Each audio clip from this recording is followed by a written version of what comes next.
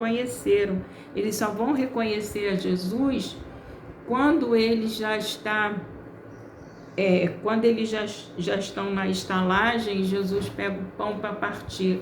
Aí eles o reconhecem, mas antes não reconheciam. Por quê? Jesus deve ter ficado muito mais, com uma afeição muito mais pura aos nossos olhos. E assim, isso fazia com que houvesse essa dificuldade de reconhecimento. E no dia que ele vai à tarde lá ver os discípulos, Tomé não estava. E Tomé duvida disso. E após ele duvidar, eles estão novamente reunidos com todo o ambiente fechado e ele chega ao meio dos dois e fala: a paz esteja convosco, novamente saudando-os. E Tomé fica em choque. Aí ele fala para Tomé para tocar nas chagas dele, para ele ver se era ele mesmo, e fala para ele que ele não crê, que ele só crê quando ele vê, e que não pode ser assim. Nós temos que crer sem ver, porque aí nós mostramos a nossa confiança e a nossa fé em Deus e em seus desígnios. Mas Tomé tinha essa desconfiança, e quando ele fala isso para ele, ele fala: Senhor meu Deus. Então assim, Tomé se redime, né, e passa mais a crer nisso. Então, dando continuidade, né, aqui a nossa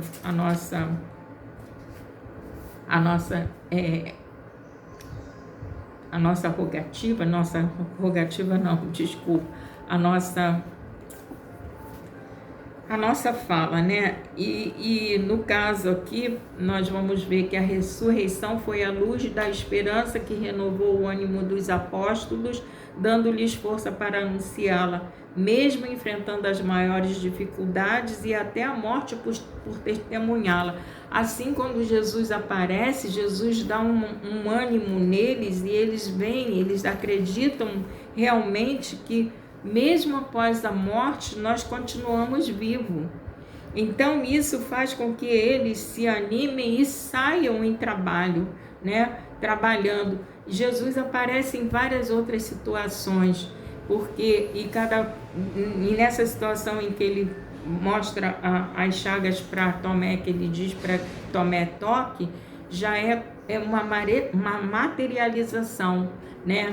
Porque Jesus teve todas as situações que nós tivemos. E Kardec fala no livro dos Médiuns sobre justamente a aparição de Jesus. Ele diz assim: o espírito que quer ou pode aparece revestido algumas vezes de uma forma ainda mais nítida, tendo todas as aparências de um corpo sólido, ao ponto de produzir uma ilusão completa e fazer crer que se está diante de um ser corporal. E Jesus tinha essa possibilidade, né? Porque ele é um espírito muito elevado e ele podia fazer aquilo que ele quisesse.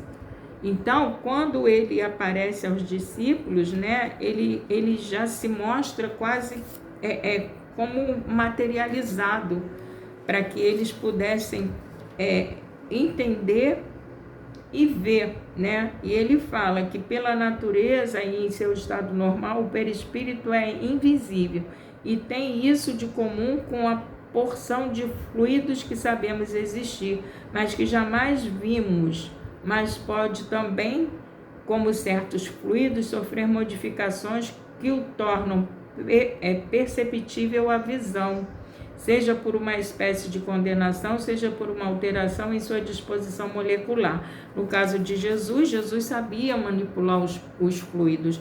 Então, ele simplesmente ele se mostra aos discípulos, né? E vai aparecendo em outras situações, orientando-os nas necessidades que eles têm por 40 dias. Então, quando uma noite, Pedro, os filhos de Zebedeu, Tiago, João, Tomé e Natanael foram pescar em seus barcos. Não tiveram sorte e ao amanhecer retornaram. Para a surpresa de todos, encontraram o mestre na praia, esperando por eles. Foi um momento de feliz confraternização. Após a refeição matinal, o mestre se aproximou de Pedro e perguntou-lhe por 3 vezes se ele o amava. E assim, Pedro fica muito preocupado quando Jesus pergunta a ele por 3 vezes se ele o amava. Mas Jesus queria a firmeza de Pedro naquilo que ele ia dar, a responsabilidade que ele iria dar para ele.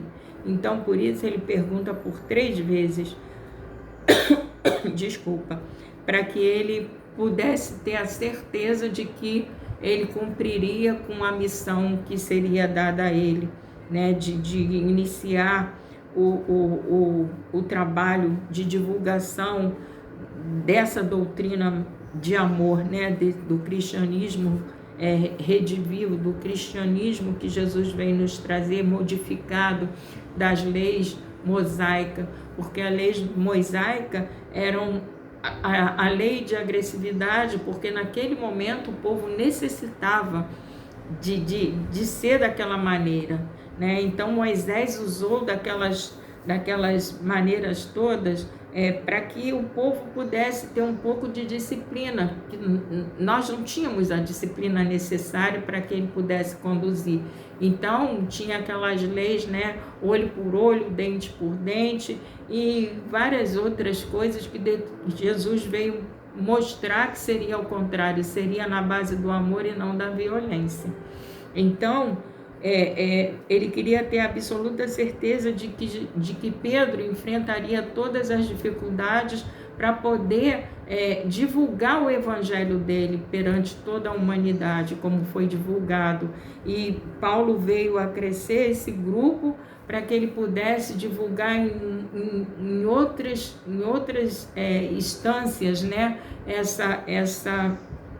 o evangelho de Jesus, com muita firmeza, que Paulo era firme, né? Então ele veio e com muita firmeza ele enfrentou várias dificuldades para poder divulgar o evangelho do Cristo. E é graças a ele que nós também estamos aqui hoje, podendo falar sobre isso, né? Sobre essa passagem do Cristo nas nossas vidas.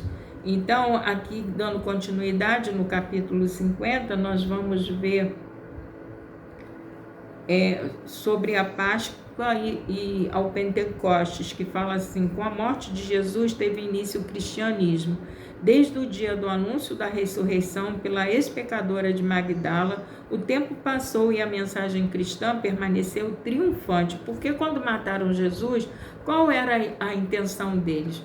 Matar o homem e as suas ideias também, os seus exemplos, só que isso não aconteceu, pelo contrário, fortaleceu muito mais quando houve a ressurreição de Jesus, né? Quando Jesus se apresentou novamente, então isso fortaleceu muito o cristianismo, aos seus discípulos, né? A todos aqueles que vivenciaram ali aquelas passagens com Cristo, ficaram mais fortalecidos, sabendo que a morte não existia, que a vida continuaria. Então, isso fez com que essa doutrina fosse muito mais fortificada, assim como quando o livro dos Espíritos foi queimado, e por conta disso houve a curiosidade de outras pessoas, e aqui a doutrina está até hoje, né? Buscando nos orientar, fazer com que nós cresçamos espiritualmente, com que nós possamos evoluir a cada vez mais. Então ele continua aqui, né? O tempo passou e a mensagem cristã permaneceu triunfante junto aos corações sinceros que dela se aproximaram em busca da felicidade e amparo. Por outro lado, naquele mesmo período, as expressões mais vivas dos valores do mundo passaram e foram esquecidas em monumentos ou mausoléus, embora tenham trazido mudanças na ordem social. Reis, impérios, civilizações, generais, filósofos, cientistas, políticos e revoluções figuram apenas em monumentos de pedra ou em biblioteca, e não são vivenciadas como a doutrina nos faz vivenciar o Cristo a cada dia, né?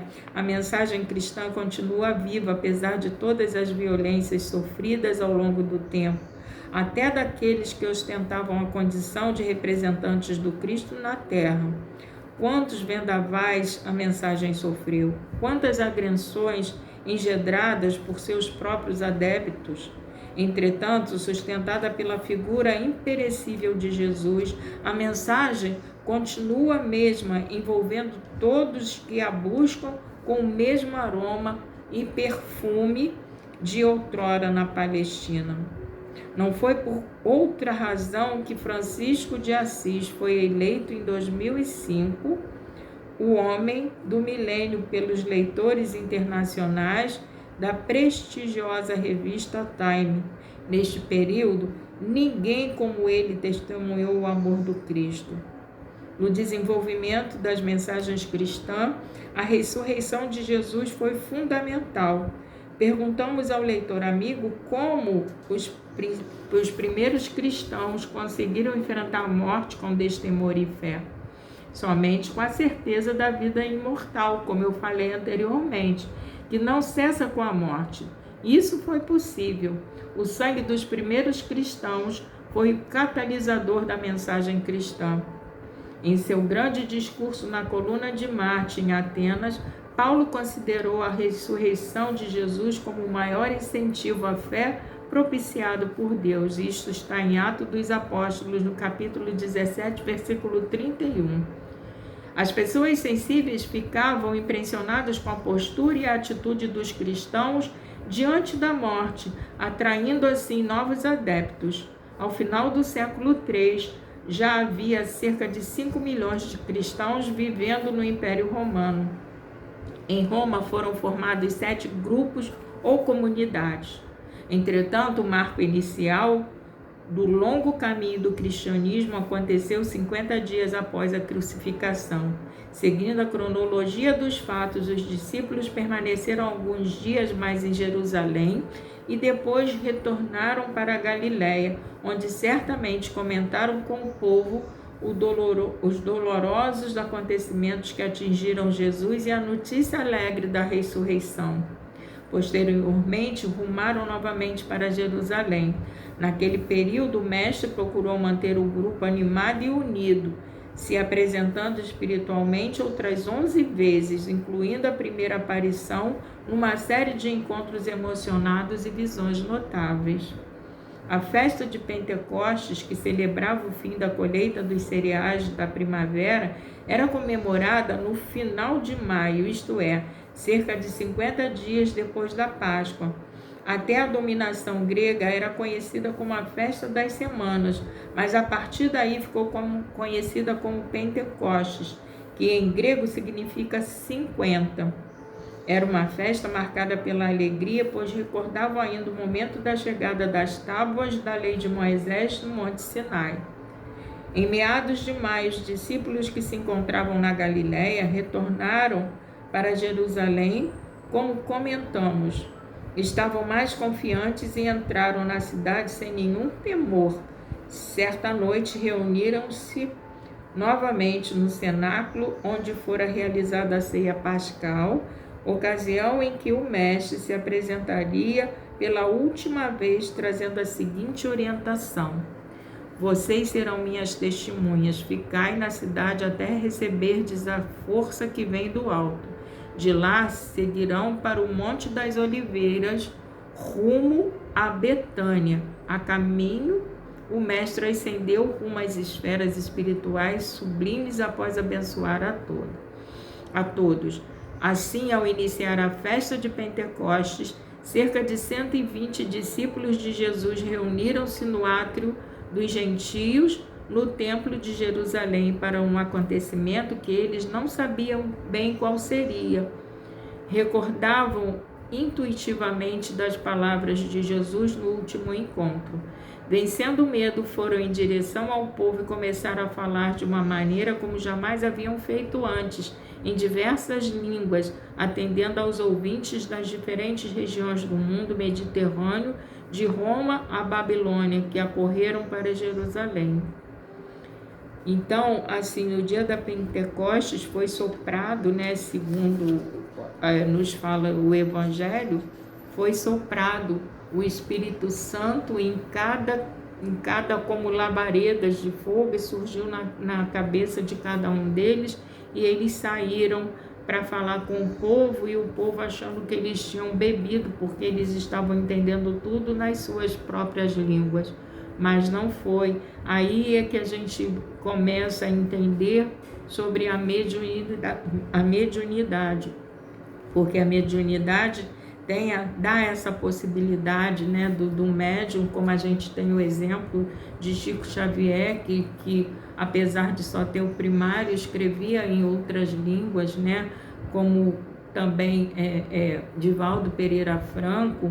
Então, assim, a gente sabe que o poder que a mediunidade tem de nos educar é muito grande, porque a gente escreve ou escuta, né, a mensagem daqueles que já viveram, contando as suas experiências, e isso faz com que nós consigamos não cometer os mesmos erros, porque a maioria deles vem nos falar sobre os erros cometidos, o sofrimento que eles tiveram para resgatar esses erros, ou às vezes ainda estão resgatando, estão ali nos pedindo socorro, para que nós possamos auxiliá-los através do choque anímico que existe quando um espírito desencarnado, ele se utiliza de um espírito encarnado, a um choque anímico que os auxilia nas suas necessidades.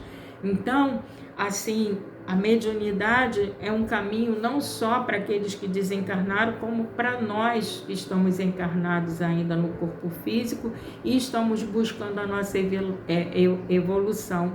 E através dos relatos desses nossos irmãos é uma oportunidade de nós despertarmos para que nós consigamos seguir o caminho reto, fazendo o que for melhor que nós pudermos.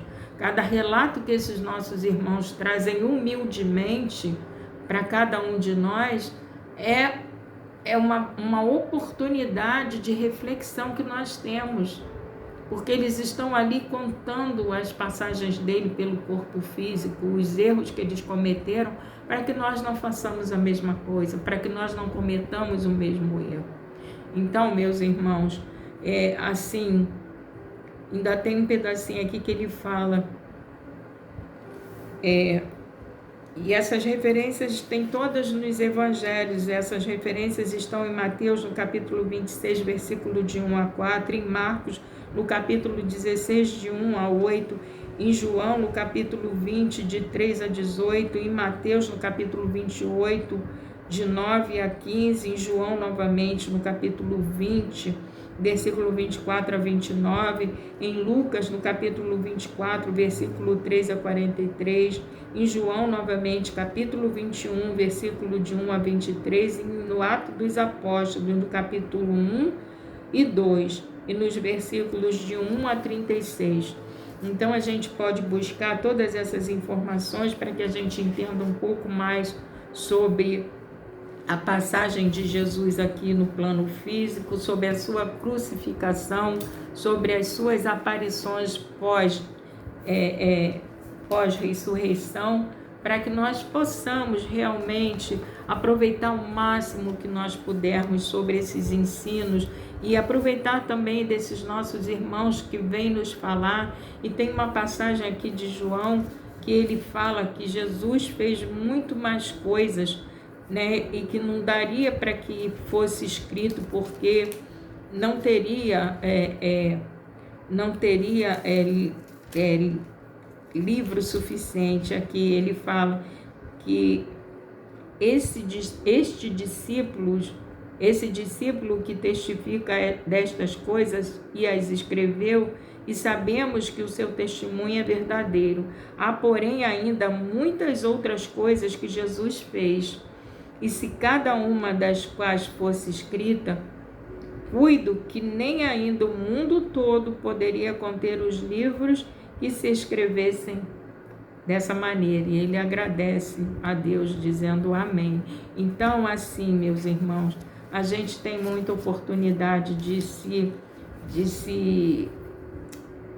modificar, porque esses nossos irmãos vieram trazendo todas as passagens do Cristo, todas as experiências que o Cristo nos deixou, né, todos os exemplos para que nós pudéssemos. Jesus mesmo não escreveu nada, não deixou nada escrito, mas aqueles que viveram com ele, aqueles que nem viveram com ele, mas que buscaram pesquisar, quando Paulo, né, pede a Lucas que possa escrever sobre a vida de Jesus, e Lucas vai e procura Maria para que ela possa falar, né, escrever, discorrer para ele as passagens do Cristo. Isso é muito, muito importante. Então a gente vê o empenho desses discípulos para que nós pudéssemos ter conhecimento daquilo que Jesus veio trazer para cada um de nós.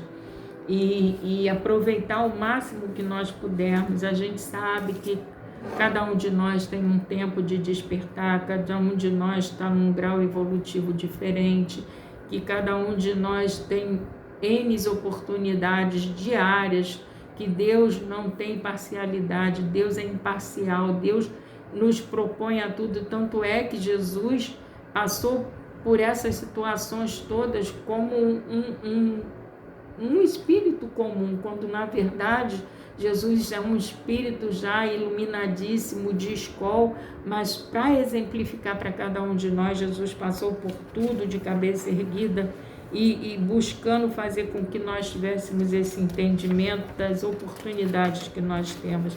Então, que nós possamos, na noite de hoje, refletir em relação a isso. Busquem os evangelhos para que vocês possam ter conhecimentos, né? Porque a gente fica falando e muita coisa fica faltando para complementar, mas busquem que todos irão entender.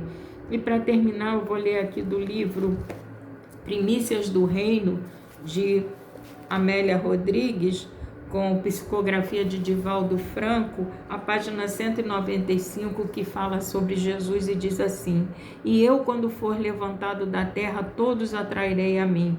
E quem registrou foi João, no capítulo 12, versículo 32. Enquanto fulguravam em ouro os raios do astro-rei banhando a natureza, de incomparável festa de luz, foram pronunciadas as últimas palavras, dita as instruções finais e significativas, e delineada as rotas para as tarefas do futuro. Nimbado por indefinível claridade, ele ascendeu lentamente ante a explosão de lágrimas dos companheiros e as esperanças de redenção pelo trabalho no porvir. A montanha na Betânia diminuía os horizontes do mundo. A montanha na Betânia diminuía, os horizontes do mundo se ampliavam e os seus olhos banhavam de ternura o fecundo campo de trabalho onde as flores do amor deveriam desabrochar através dos tempos sob a sua inspiração. Convivera entre aquelas gentes simples, estabelecendo as bases da edificação fraterna para os espíritos. Apagara-se para ministrar humildade e descera para melhor servir. Dispensara intermediário nos seus planos e viera ele mesmo participar dos mínimos preparativos, demorando-se cada dia e a todo instante no mais acendrado deslevo, de modo a infundir pelo exemplo as lições firmes do dever e da abnegação. Prevendo as consequências políticas, sociais e espirituais da sua mensagem na história dos tempos, podia divisar desde já as legiões dos que se deixariam sacrificar e serviciar, permanecendo fiéis aos postulados da verdade até a morte infamante. Assim pensando, o Rabi se inundou de inusitada alegria. Os conquistadores preparavam soldados e mercenários, infundindo terror, e utilizavam-se das estratégias bélicas estabelecidas pela impiedade, pela espionagem, pela traição. Combatiam corpos, espoliavam cidades, esmagavam as aspirações dos povos enfraquecidos. Ele chegara anônimo e partia espezinhado. Legara, porém, aos que ficaram confiantes a armadura da paciência, as armas do amor e a estratégia do bem incessante e infatigável. O campo talvez ficasse muitas vezes juncado de cadáveres dos seus legionários que se dariam ao sacrifício, mas que jamais sacrificariam outrem. oferecera-lhes os instrumentos desconhecidos até então da concórdia e da mansidão, e inaugurara um estranho e singular modo de combater, o combate da não violência. Para ele, por essa razão, no entanto, aparentemente não houve lugar. Todavia, das lições vivas e incorruptíveis do seu amor brotaram bênçãos e um punhado de espíritos revestidos pelas vestes carnais que ficavam na retaguarda paulatinamente alcançariam os altos e inamovíveis objetivos de conquistar logo mais. Era um singelo pólen que, entretanto, fecundaria a humanidade inteira, vencendo as distâncias e os tempos. No infinito das horas chegaria o momento da comunhão final com os amados e o triunfo total sobre as misérias que convencionavam as mentes e os corações. Recordou-se daqueles homens e mulheres arrancados dos seus queafazeres diários para a incomparável jornada do socorro fraternal. Nem eles mesmos se aperceberam da significação profunda do abandonar tudo e segui-lo. Acarinharam meses a fio estranhas e ingênuas esperanças, lutaram entre si disputando primazia, sonharam quiméricos triunfos, aspiraram às honrarias banais. Agora, lentamente aclaradas as interrogações que perturbavam a faculdade de raciocinar e nublavam os seus sentimentos vacilantes, podiam pressentir a elevada responsabilidade de que se encontravam por fim investidos. Saíram pela terra qual discreto perfume de poderosa impregnação e por onde passasse, sem o perceberem, deixariam sinais inapagáveis. Escolhera-os de diversas procedências, corações comprometidos com os vários mistérios do dia a dia. A uma mulher habituada às conchis de sedas e à sedução, oferecera valor e forças para renovada ser exemplo vivo da vitória do espírito sobre a carne putrescível. Tocara jactacioso, doutor da lei, ensejando-lhe penetração profunda no complexo mecanismo dos renascimentos purificadores. Acenara a um administrador fiel as esperanças do reino, restituindo-lhes a filha enferma em eloquente atestado sobre o valor da saúde espiritual. Confundira com o verbo simples e as atitudes desataviadas os hipócritas e mentirosos, os enganadores e os que se compraziam na malversão dos valores de toda a natureza. Os amigos íntimos comensais de toda hora escolhera-os entre as funções modestas do povo, adestrando-os em regime de austera disciplina e incessante afeição para as lutas intermináveis da dedicação sem limite.